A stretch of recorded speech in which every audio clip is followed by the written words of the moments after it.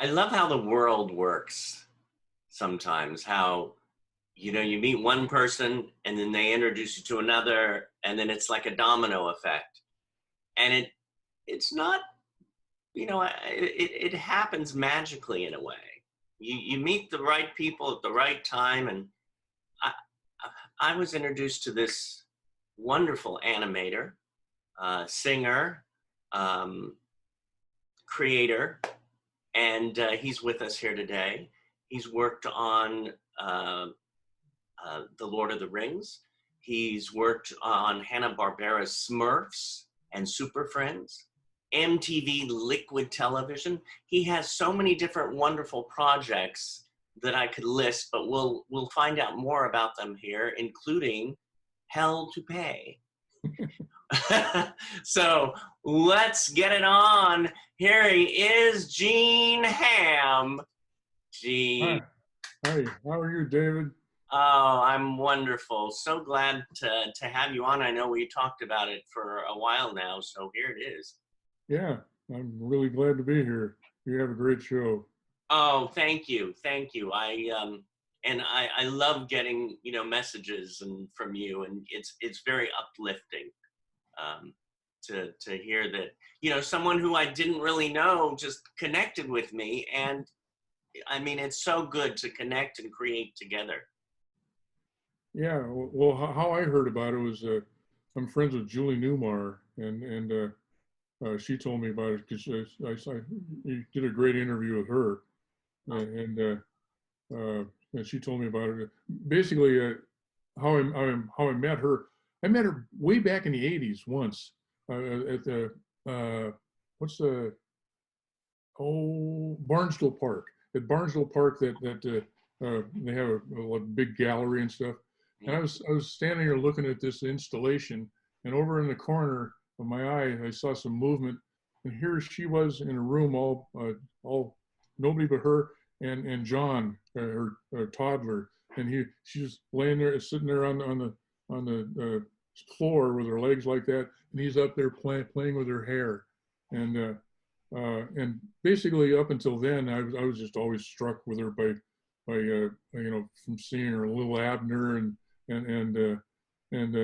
she played this guy that stunned people in the Sadie Hawkins and then Catwoman, and so all I knew of her was this sexy woman. But I'm looking over here and she's just a wonderful mother, and that you don't see that on screen, but so I remembered that years later.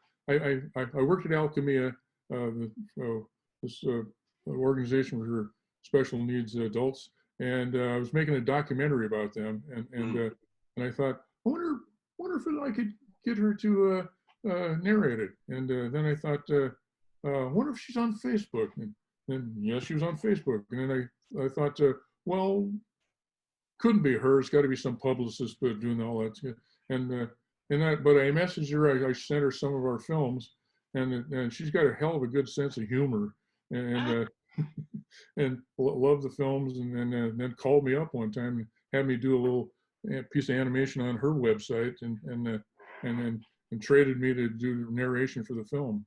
Well, that animation, I was watching it again today. I had seen it before. It's marvelous. I mean, to have a combination, there's Julie and her pictures in her clown outfit and makeup, and then your animation with butterflies, and it was like, I could watch this over and over. It's so delightful. The funny thing was, I came up with a bunch of gags. There's one, remember, you see that, the gag where she gets clobbered on the head? That was her gag. She loves slapstick. I tell you, what an amazing woman she is. I mean, like you, I knew her when she was in Batman. I mean, I grew up, I had a crush on her. Yeah, me too. And I wanted to be one of her henchmen when I was when I was 5 years old, and so and then to be perfectly honest, I always liked the villains better than I like Batman. I know, right? Oh my God. And then to finally connect with her. And like you said, what a joy that was to interview her and to meet her in person. It's just, it was really, yeah.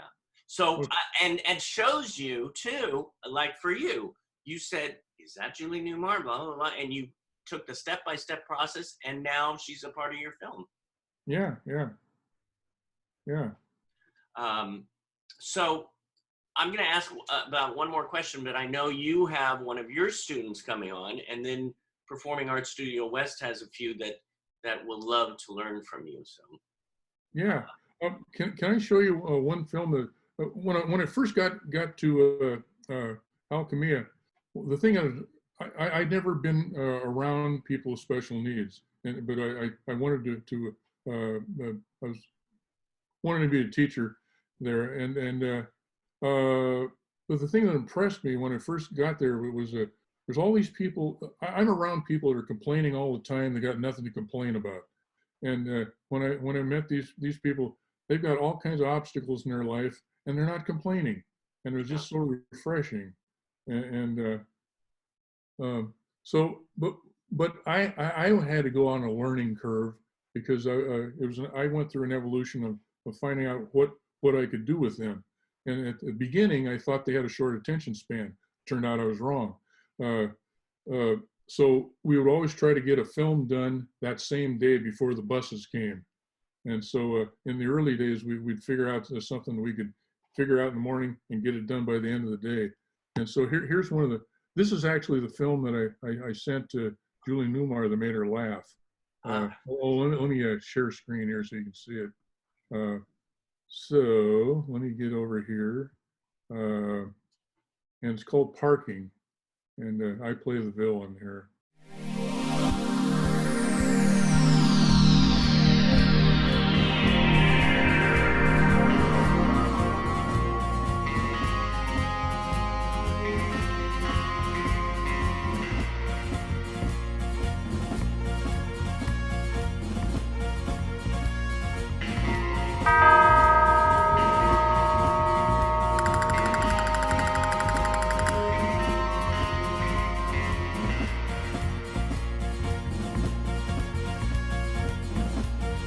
You're not handicapped.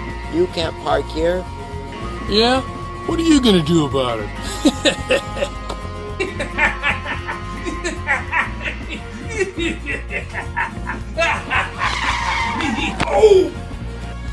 Oh, you shattered my knee. I'll never walk again. You can't walk? Oh. You can't park here.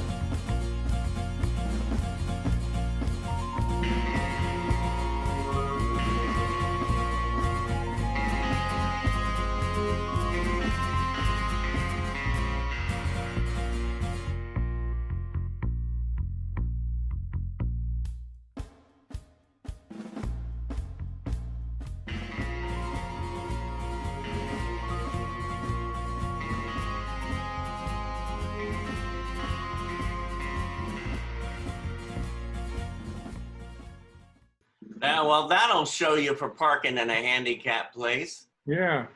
Every once in a while, we got people in wheelchairs, and that's the film they like. I think they wanted to do that for a long time. Yeah, yeah. Well, one thing that I love what you do is you do animation, you do live action, and you have this amazing school. And tell what you mentioned, Alchemia. Tell us about Alchemia. Well, Alchemia is a day program for the arts up in Northern California. We were in a couple places, Santa Rosa and Marin, and they teach people how to paint, and they do put on shows, a lot of singing and dancing and stuff.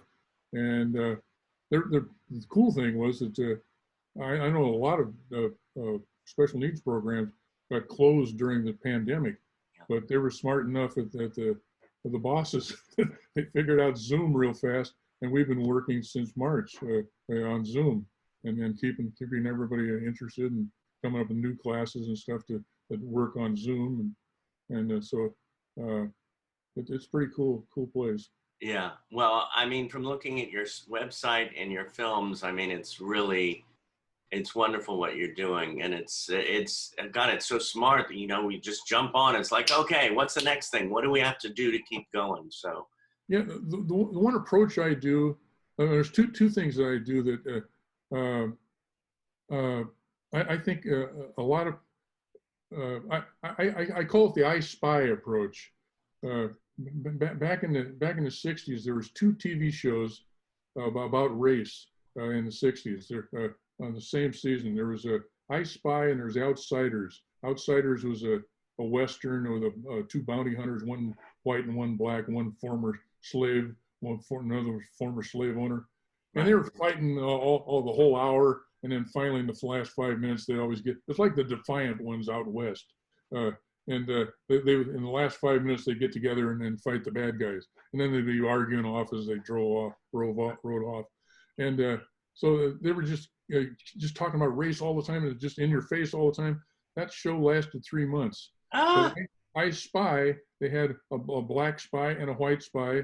And they never mentioned race. They were just buddies, and they went all around the world having adventures, and it just made it, it was a given, So I think, and I loved seeing that in Mad Magazine all the time. I used to get it all the time, and I loved I Spy, and I felt the same way. It's like these are two buddies. I just, yeah. I'm baffled. Sometimes I feel like I'm from another planet. Well, so this is what I do. When we do our film, this film you saw is the only film we've done where we mention a handicap.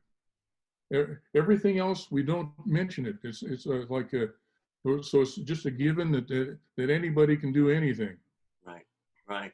And the other thing about that I've learned really quick was which bothers me is a lot of times I run into some of our students still can't read because they got shafted in school.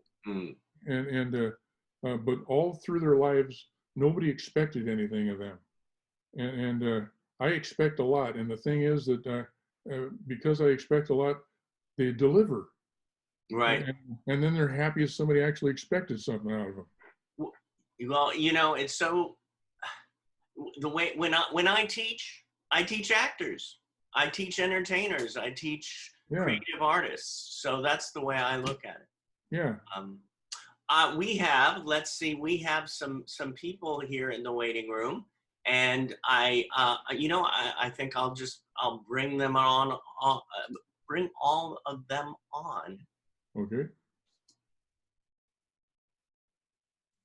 There we go. And I know you have one of your students here too. Let's see what we have here. We have Kevin Ewing. Hello, Kevin. How are you? Good. And good. Lucas Selesky. There is Devon Morgan. Yep. That's me.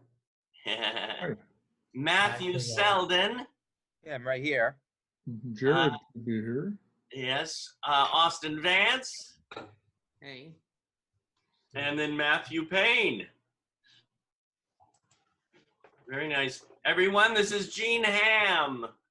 Hi, Gene Hamm. Hi, Gene Hamm. Hello, Gene Hamm. How are you? Good to see you. Well, Gene is an amazing teacher, instructor. He has this wonderful place, Alchemia, where he makes animation and in fact, the question that I have, and I know everybody has questions. Tell us about your background. Well, my background, my first job was in 1978 on, am I still sharing screen or am I off? Oh, you're off sharing screen right now. Oh, good. So I'm not messing anything up. Yeah, my first job was on Ralph Bakshi's Lord of the Rings in 1978. Then that got me in the union, and I went around to all the different studios like Hanna-Barbera and worked on the Smurfs and Super Friends. And then I went doing a bunch of, in the 80s I did a lot of music videos. Then I came up here to the Bay Area to work on Gumby for 2 years. And Gumby! I still have my little Gumby doll. Yeah, and then I stayed up here, and then I became a teacher Academy of Art and the University in San Francisco, teaching animation. Yeah. And I'm working on my own films too right now. Right. Right. Nice. So you know, I'm going to throw out some questions as we talk, but I know that some of the students have it too. So why don't we start with Matthew Selden, if you have a question. All right, so I have a question to make. Yeah. So you know I'm an animator too.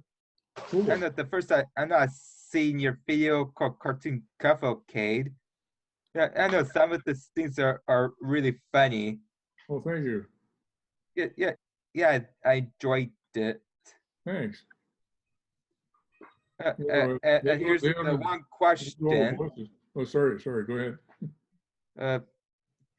Do you know how long you make the cartoons for? Oh, how long does it take to make them? Yeah. Well, they have different lengths. Some. Did you see Bubbles Troubles? That was part of. That might not have been the one you saw. Yeah, you might have seen the newer ones. Yeah. Those the newer ones they take about a couple of weeks, and so I have different people. We have classes like every day, and then so everybody does a little bit on it, and we record the voices first, and then we do scenes. So we crank them out usually. I think the fastest we ever cranked one out was in a week, and probably usually 2 weeks. Sometimes it takes 3 weeks for those little shorts, are about a couple minutes long. The funny thing is, when I first worked there, I think everybody was thinking that if you see a 30-second commercial, it took 30 seconds to do it, and and so we actually we did a film called Bubbles Troubles that I can show you today. It's 7 minutes long, and that one took us 7 minutes or 7 months to do it. Wow. And so I wanted to get to know how much work it takes to do it, and they pulled it off, and they're really proud of themselves. Wow. Now, how many people worked on this? Oh, probably we kind of rotated because I didn't want to like just do it once a week, or we'd be doing it for the next 10 years. So every time they came in, so we probably had about half a dozen to a dozen people worked on it. Some people did voices, and some people did. Here's what we first did. At first, I'll show you a picture here in a second. At first, I think the stuff you saw is our latest stuff. The one that we won back in New York, we won a film festival for best animation, and originally I was kind of I was treating it kind of like they do in Japan, where they have like an apprenticeship. So I was doing a lot of the drawing and having them. They're cutting it. They're learning how to edit, and they're knowing where to cut and paste, and they're getting pretty good editors. So I was showing them how to do stuff, and then Jared actually he did some backgrounds on there. But let me show you. Here's the thing that changed, and I'll change the. Let me. Let me get back in here again. Here we go. Can you see me? Can you see that picture there? Yes. Okay. Cool. This is this picture. I had a guy in the class named Paul Kenna, and he had cerebral palsy, and but he had this rod. He had a headband, and he had a rod, and he would go like this on his computer and communicate and stuff. He drew this thing. I showed him. We got a program called Flash, and now they call it Adobe Animate. And I showed him how to just draw straight lines on his computer, and then you could bend them. So each one of those things is a straight line that was bent into the shape. And he just worked on that, I think, for about 2 or 3 straight days. And I he love just, how the hair is, it has the blue highlights. yeah, and the guy didn't quit. And so the thing is, every once in a while, I get some student says, I can't draw. And I said, hey, this guy's drawing with his head. What's your excuse? So I'm amazed what people can pull off when they really want to. Mm. I love that drawing. Yeah. Drawing. Now, did you? We could show that film now, or we could go to a couple more questions. Yeah. You want questions, or you want to see one of the films? What do you all think? I think we should see one of them. Okay. Let me I'd show like you. to see the film. one of them. So you want to see the one that was a transition, Bubbles Troubles? Yeah. That was Oh yeah. okay. So Yeah.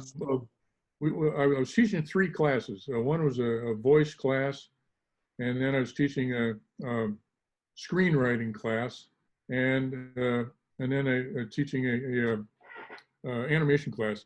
And one of the troubles I had was that when I tried to get was trying to get original ideas, because I don't want us to get in trouble with any copyrights. So I asked this one girl named Sophia, and I sent you either pictures or you can see her anyway.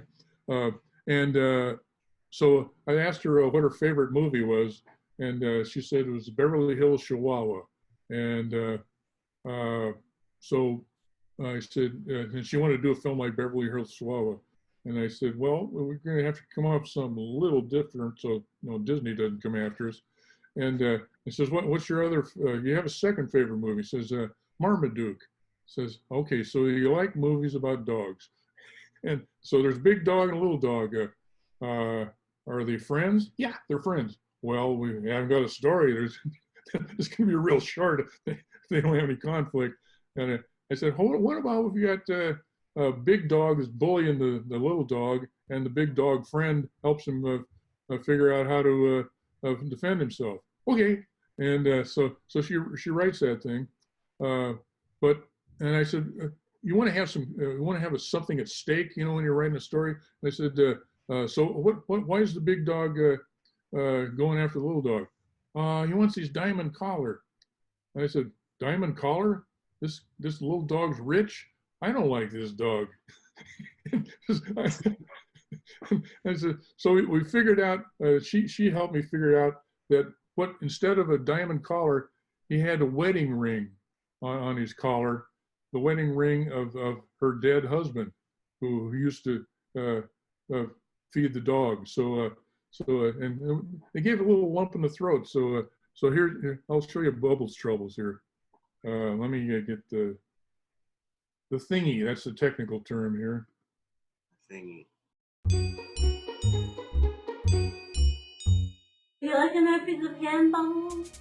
We both miss them, don't we, Bubbles?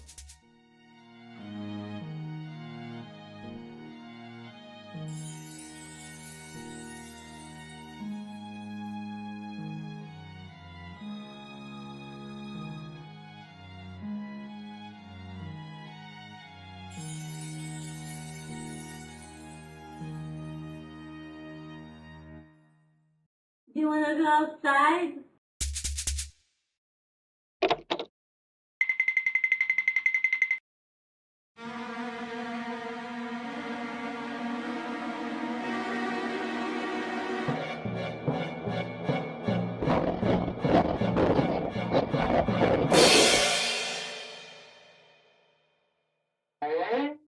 Why are you sticking your head in my doghouse and interrupting my nap? I'm looking for a chihuahua. There's no chihuahua in here. Oh, my mistake. Why is my bill loopy? Hey, cut it out! That hurt! You do you. I'm hiding from that big mean dog! Can I stay here? Okay, but don't interrupt my nap.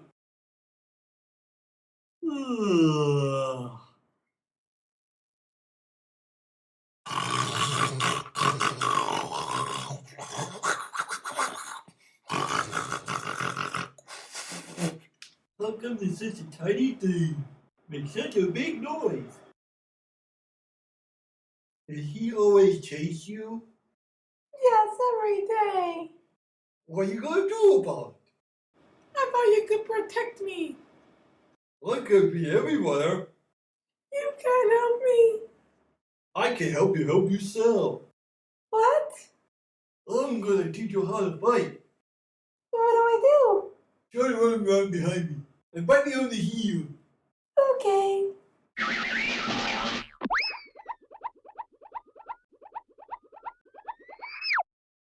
Hey, hold still. Diablo will be holding still.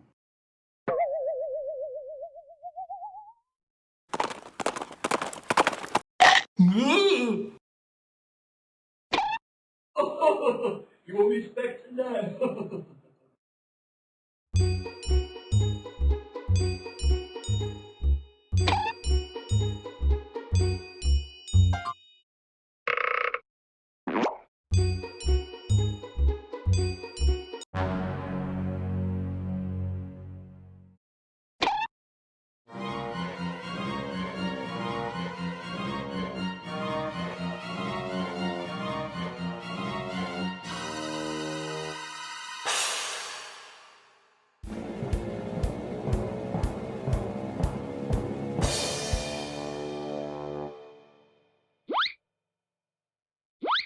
Let Diablo do his own fighting. You two stay out of this.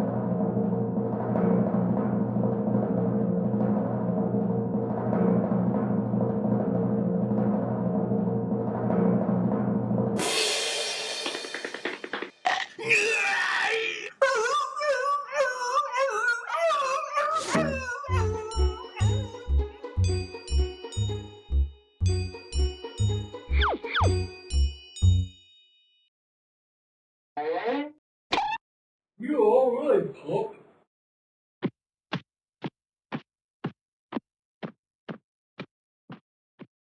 Okay. Jared's here. Can you? Oh, so good. Jared did the background on the thing where the rolling over. Oh, my camera. Oh, cool. And Jared is here. He just joined us now. And Yeah. uh, Jared. first of all, I have to say, I loved how, I mean, I was so involved with it. The story was so great. I was like, and the way you came up so close with like the bad dog, you know, it got close. It was like, yeah, you know, it was like, oh, like, it was great. We had trouble with that. We played that in the Los Angeles International Children's Film Festival, and the little kid had to be taken out of the. He was crying from that shot. I didn't mean to scare a little kid. Well, that's what it. There he is. There's Mr. Jared. Oh, there's Jared. Hi, Jared. Hey, you guys, calling late. I had trouble getting in. I had trouble getting in. Well, it happens where you know. Jared's But, my right-hand man. He came actually at the perfect time. Perfect time. We have some. Now you work with Gene, yes? Yeah. Yep. This is wonderful at Alchemia. We have students from Performing Arts Studio West here. We have Austin Vance, Matthew Selden, Devon Morgan, Yeah. Lucas Zaleski, Right here. Matthew Payne, and then we have Kevin Ewan from the Born Tack Players. Yep. So we're all hanging out. We're like connecting families here today. Yes. Yeah. I love it. Well, why don't Jared did a voice on the next film. Oh, he did a voice on the. Oh, what's the next film? This one's called Courting Disaster.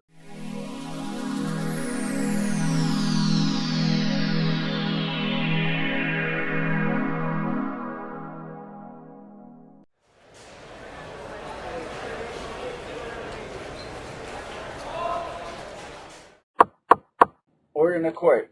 Is the state ready to call its first witness? The state calls Sergeant Watson to the stand.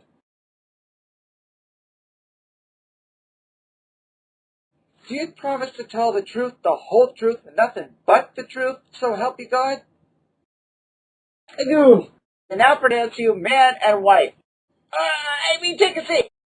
Why did the chicken cross the road? I object, Your Honor. That's hearsay. How can we know what the chicken was thinking? Sustained. Let me rephrase the question. Why did the fireman wear red suspenders?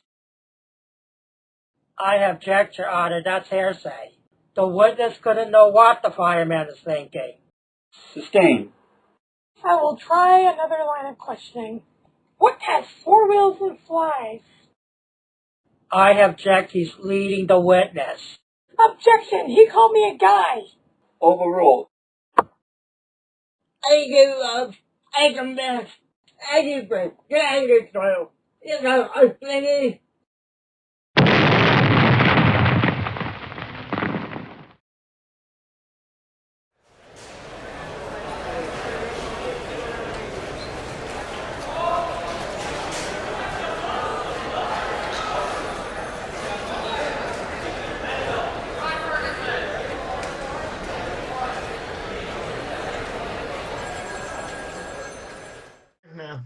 Oh, this is great. That was so good. There's a, Oh, yeah, I saw that. I showed you the pictures of that Paul Kenna did. So after that, then I wasn't doing the drawings anymore. They're doing all the drawings. Mm-hmm. So they can do anything. This is great. Hey, Lucas, what do you have a question for Gene? I do. Why don't you do animation anymore, Jeannie? I do. I still do animation. I do freelance animation, and I'm actually working on my own film. I have a graphic novel that's on Amazon called Hell to Pay. We'll have to hook you up with Spectrum Laboratories animation class like next year. Oh, cool. I'm from Spectrum Laboratory, and so is Austin Vance. Nice. Yeah, I've seen some of their stuff. It's good stuff you guys do. And I'm a multi-recording artist. Cool. Yes, Very he cool. does some wonderful songs and records a lot. And Gene, you sing as well, and you write music for films. Yeah, well, right now I put all the music into these things, and well, Hell to Pay, I'm doing all the mood music in it, and I've got I'm gonna have a song at the end credits. Yeah, Hell to Pay is it was a graphic novel I did, and then I've got a distributor down in LA that wants to look at it. He said what he saw before of it. He said it's marketable, but it needed to be 70 minutes long, so I expanded the thing, and actually I was worried I was going to water it down, but actually it's making it better. So right now I'm at 64 minutes on it, so I think I'm going to get it done by the end of the year. Well, what I love about it too is the way Hell to Pay, you think of it when you hear it as Hell to Pay, like, yeah. But the way the plot. Oh, yeah, the plot is it's about the world's first genetically engineered living toupee, and there's only the female barber can save the world when the killer toupees escape from the lab. Oh my God! I love. This is the one thing that I love about your work. You think out of the box.